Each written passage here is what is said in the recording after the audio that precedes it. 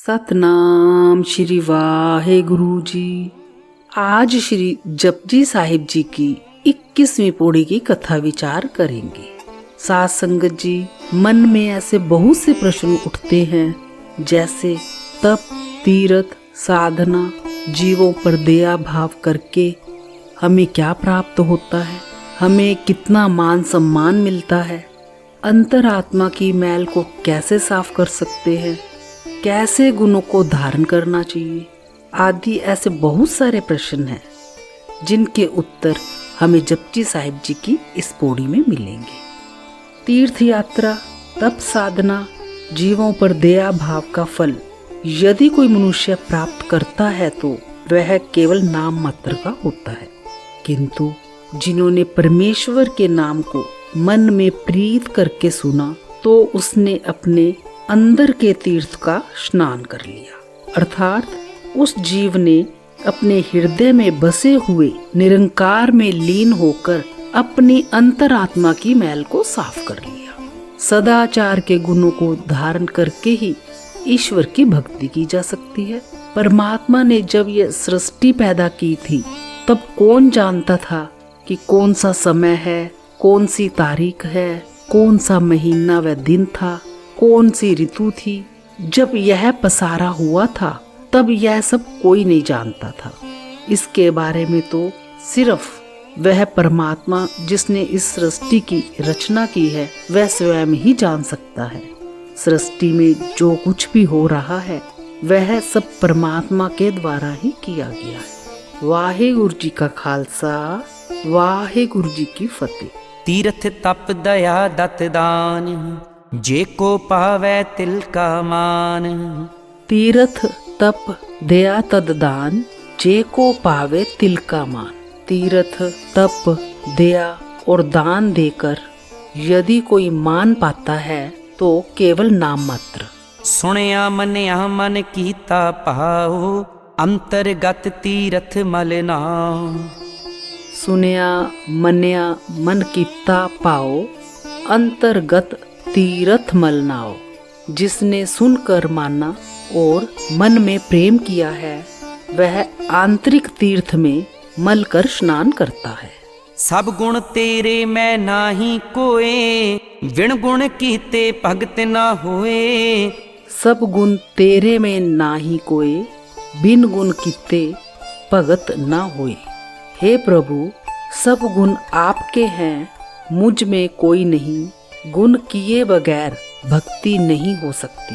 स्वस्थ आथ बाणी बरमाओ, सत सुहान सदा मन चाओ।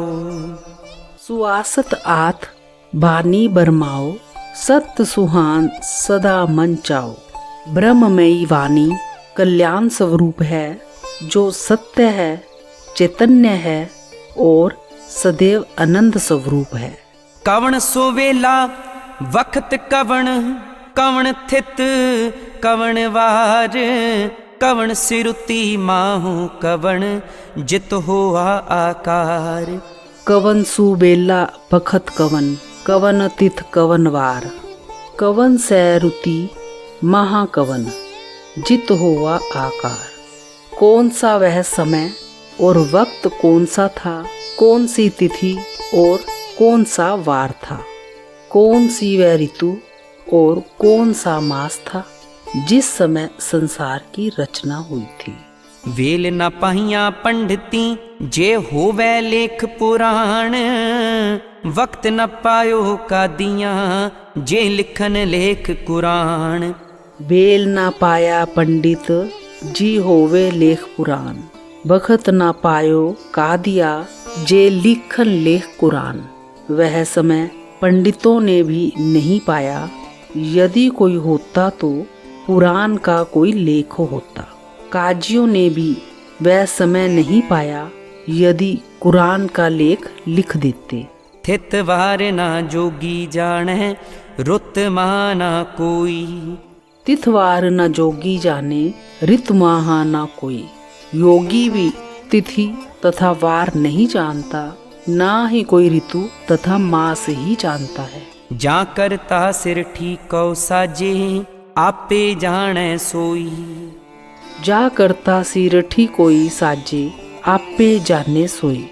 जो करता पुरुष सृष्टि की उत्पत्ति करता है, वह आपे ही सब कुछ जानता है। किव कर आखां किव सालाही, क्यों वरनी किव जाना। किव कर आखा किव सलाही, को वर्णी किव जाना। किस प्रकार कथन करूं और किस प्रकार प्रशंसा करूं, किस प्रकार वर्णन करूं और कैसे भेद को जानूं।